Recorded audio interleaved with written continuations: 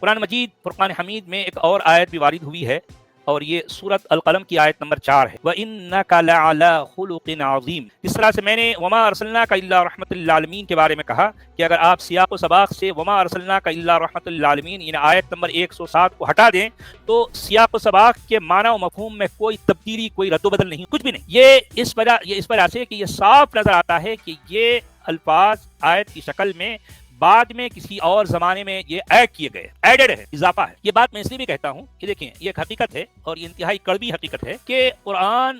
مجید فرقان حمید جو آج ہمارے ہاتھوں میں ہے، یہ اصل میں 7ویں صدی عیسوی میں ایسا نہیں تھا۔ اس طرح سے ایسا نہیں تھا کہ پوری دنیا کے علماء، پوری دنیا کے فقہا، پوری دنیا کے مسلمانوں کے پاس اس بات کا سرے سے کہیں کوئی ثبوت نہیں ہے کہ 7ویں صدی عیسوی میں ایسا قرآن تھا جس قرآن کو آج ہم یعنی یہ کہتے ہیں، کیا کہتے ہیں، وہ شروع ہو رہا ہے الحمد سے اور ختم ہو رہا ہے والناس پر۔